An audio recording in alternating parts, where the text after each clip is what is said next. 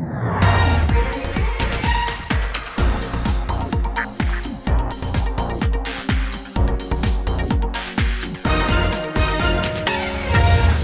mademoiselle, monsieur, bienvenue à Metro News. Voici les principaux titres qui seront développés aujourd'hui. Le Premier ministre Ariel Henry est de retour au pays ce vendredi. Le chef du gouvernement était en Floride où il a rencontré des investisseurs étrangers. La sécurité a été renforcée dans les barrages de l'aéroport Toussaint-Louverture. Le Sénat appelle à la formation d'un nouveau gouvernement de transition. Dans une note de presse datée du jeudi 8 septembre, les sénateurs restants disent se ranger aux côtés du peuple dans ses revendications. Des scènes de pillage ont été enregistrées ce vendredi au Caille, dans le sud du pays.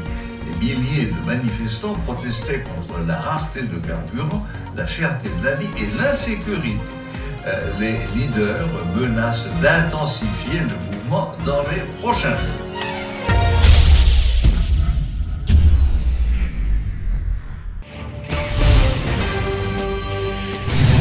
Le Premier ministre Ariel Henry est de retour au pays ce vendredi suite à son voyage aux États-Unis dans le but de rencontrer des investisseurs étrangers. Qu'est-ce qui est sorti de ces rencontres? Une question qui reste pendante puisque le Premier ministre n'a fait aucune déclaration. Ariel Henry a quitté l'aéroport avec un cortège d'une quarantaine de véhicules.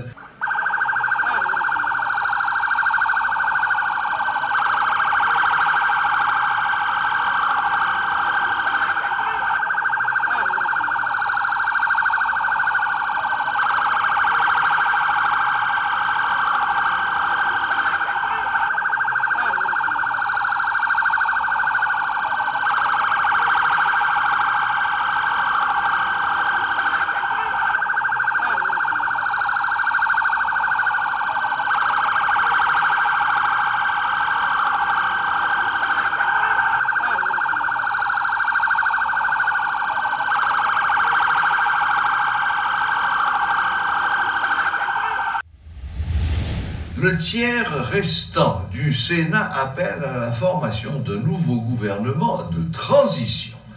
Dans une note de presse datée du jeudi 8 septembre, les sénateurs restants disent se ranger aux côtés du peuple dans ses revendications. Aujourd'hui, la situation politique, économique, sociale et environnementale du pays s'est nettement détériorée et le gouvernement de fait en place n'a pas apporté de réponse concrète aux revendications légitimes du peuple, affirment les sénateurs dans leur note. Cette crise générale a augmenté la misère et la souffrance de la population qui gagne les rues dans les 10 départements géographiques du pays et revendique ses droits, poursuit le Sénat.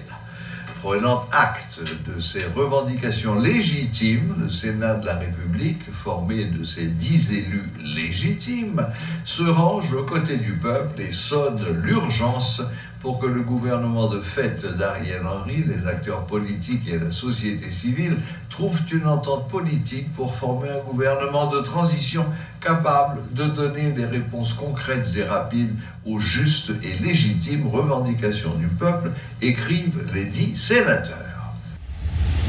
Le collectif Défenseurs Plus a présenté ce vendredi un rapport sur le fonctionnement de la police de 2020 à 2022. Dans ce document, les responsables ont fait savoir que l'institution policière fonctionne mal et fait face à de nombreux défis.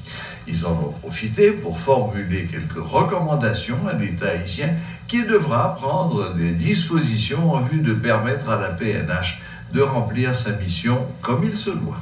Pour nous voyager, nous garder les changements qui étaient faits pendant 2 dernières années sous notre tête police nationale, nous gardons nous que il y a 3 directeurs généraux qui passaient pendant l'année 2020 à 2022. Et chaque ont essayé d'apporter un changement structurel, un changement dans le fonctionnement de la police. Et nous-mêmes, dans le collectif Défenseurs Plus, nous espérons que le changement changement ça yo va améliorer conditions travail policier et policière, il va améliorer et climat ou encore il va changer ou encore croiser insécurité généralisée cap si mais des dans quelle population.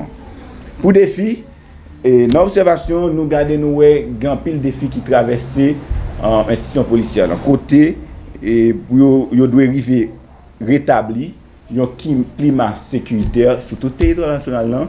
Yo doit créer confiance ou encore joindre confiance ou encore rétablir confiance au sein de la population et yo doit améliorer conditions de travail policières.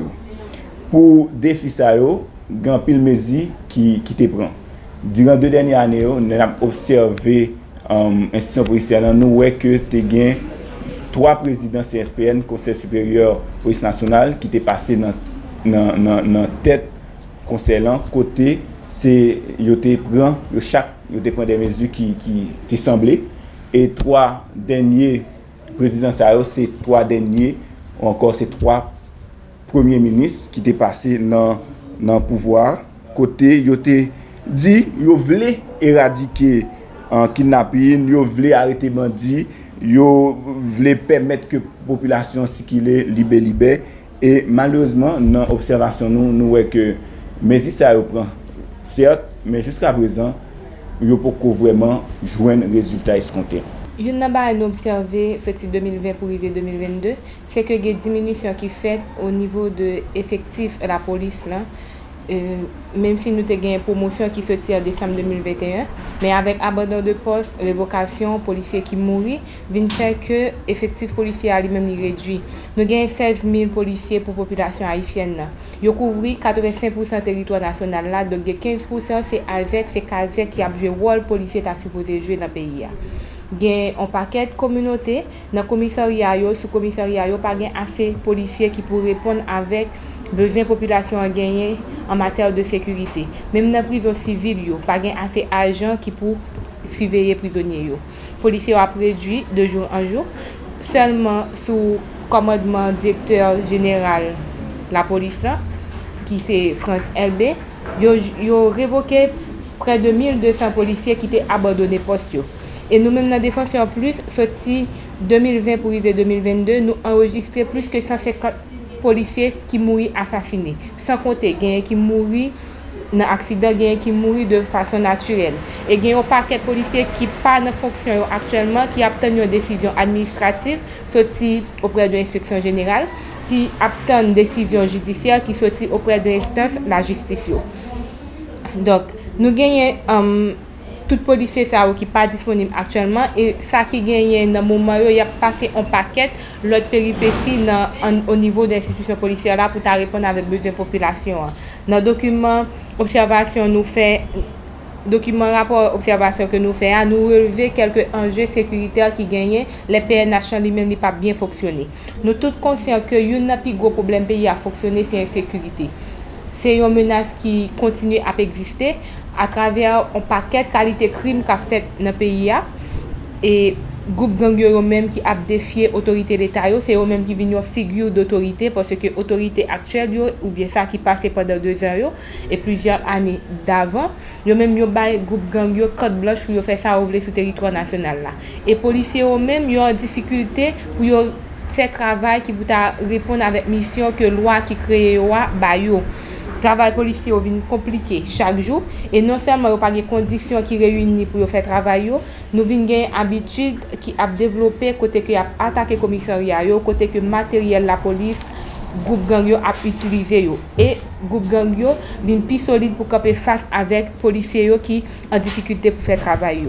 Nous soulignons pour autorité qui n'a tête police là que groupe gang yo a toujours qu'à jouer une puissance, les polices nationales lui-même a continué à affaiblir.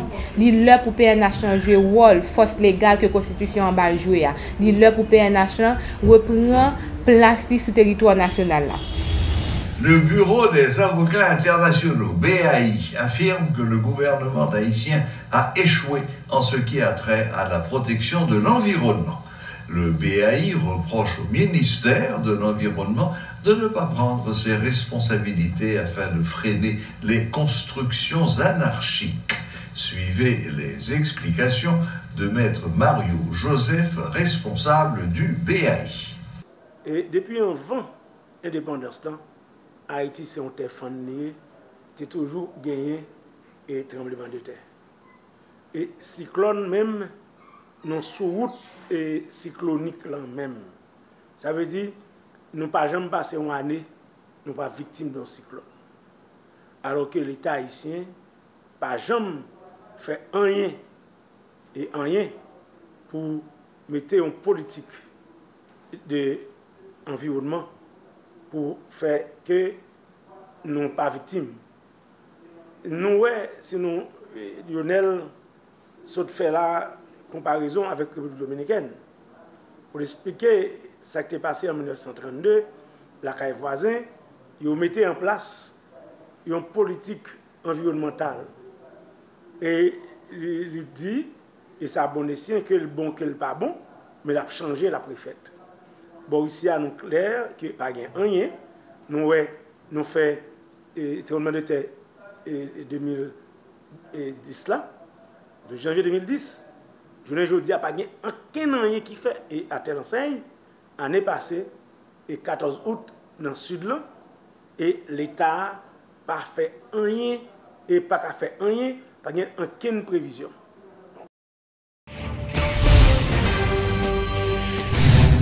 L'ancien ministre de la Communication, Adi Jean Gardy, estime que l'arrivée de l'ex-prince Charles sur le trône britannique pourrait permettre de relancer les discussions sur le projet de reconstruction de Port-au-Prince porté par la Fondation du Souverain.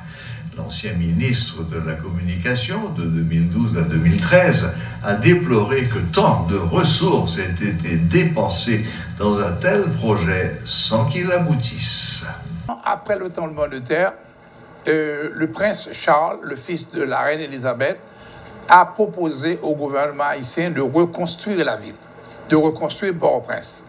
Et parce qu'il y avait une réunion à New York, et le président Clinton, il y avait donc beaucoup de gens, même le président Bush, et tous ces gens s'étaient réunis, et on avait dit qu'on allait donner 5 milliards de dollars, 5 milliards 500 millions pour la reconstruction d'Haïti. Mais il faut dire qu'à ce moment-là, plusieurs fondations et organisations dans le monde se sont positionnées, y compris la Fondation Charles. La Fondation du Prince Charles est actuellement le roi d'Angleterre, le roi de la Grande-Bretagne. Cette fondation s'est présentée et a dit, écoutez, nous sommes prêts à reconstruire la ville sur la base de 5 milliards de dollars. Mais on avait vu aussi pour Mont-Laurier, c'est du côté du Cap haïtien, on allait aussi faire des travaux pour empêcher l'évasion des eaux à chaque pluie de la ville. Donc c'est tombé en plus. Et on avait prévu pour Port-au-Prince qu'il y ait 30 000 hectares au centre du cœur de la ville qui était déjà crasé. Il ne faut pas le craser le plus pour faire une nouvelle ville. Donc ben, sur la base de 5 milliards 500 millions. Alors là, la compagnie canadienne a appuyé donc le prince Charles en disant « Moi aussi, je rentre dans le projet avec la Fondation Charles, mais je ne veux pas d'appel d'offres. Mais il n'y a pas eu de contact avec la mairie de Port-au-Prince. Et les Canadiens voulaient venir le faire directement sur place avec leurs équipements. Alors là, il y a eu des problèmes posés au niveau local. Mais cependant, la Fondation de l'Angleterre, la Fondation du prince Charles, a demandé au gouvernement haïtien de financer d'abord les premières études. Et là, le gouvernement haïtien a payé. Nous avons envoyé 295 000 $ à la fondation britannique du prince Charles pour faire des études. Et quand les études sont arrivées, la mairie de Port-au-Prince a posé des problèmes en disant « Mais il y a des problèmes de drainage. On n'a pas vu les égouts. » Parce que les puits de l'eau tombée passaient dans le bois de chêne, les rivets juste dans la zone et Kodoré, les villages de Dua, c'est fatra, donc il faut un travail de drainage. Et donc, ils ont posé des problèmes aussi sur le monde de l'hôpital. Tu ne peux pas envoyer un document et pour vouloir l'argent de 5 milliards et refaire la ville de Port-au-Prince, et il n'y a pas de prise en compte du monde de l'hôpital. Et c'est là que Chavez s'est présenté, Hugo Chavez, a dit, au Venezuela, nous avons résolu le problème à Caracas, un monde qui semble avec moi de l'hôpital, nous avons pété moi de l'hôpital, au fond trou dans le mi-temps, au fond tunnel en balle ou à Jacques Mel. On l'a fait tout au goût de ça. Et c'est là encore qu'on réfléchissait. Donc, au besoin qu'on a que le prince Charles, puisque monsieur le fait monter comme moi, il fait un geste. Ballon de temps, vous le oui, mais le geste à lui-même, c'est que fondation, parce que les fondations ont été montées. Et au gain des ingénieurs haïtiens qui brillent tout. Je citer par exemple un hectare pour Tijolibois. On parle de Voltaire, Leslie. C'est des gens qui sont capables de travailler. Donc, il faudrait certainement que vous mettez il y a grand monde. On ne peut pas prendre des gens qui quittent ou aller. Dès l'âge, madame, non. Et on attend que Voltaire, Tijolibois, vienne 96 ans pour aller courir dedans. Et puis, c'est là ça, on peut regarder pour les mots de presse. Pendant que les gens vivants qui travaillent, je pensais qu'il y a des bagailles que nous avons fait avec eux. C'est vrai que pour le projet du prince Charles, et les Voltaire, pour demander, monsieur, aider, laissez ça, monsieur Voyer, une compagnie Miami, une compagnie américaine, pour filmer un coup de main. Et Canada rentre dans la question. Donc, il faudrait maintenant réunir toutes ces forces et mettre ensemble avec, évidemment, expertise locale et demander au Chita Palais pour la reconstruction de la ville pendant que sécurité par la rétablie dans la ville.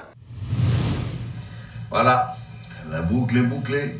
Merci de nous rester fidèles. Très bon week-end à toutes et à tous et à la prochaine, même heure, même chaîne.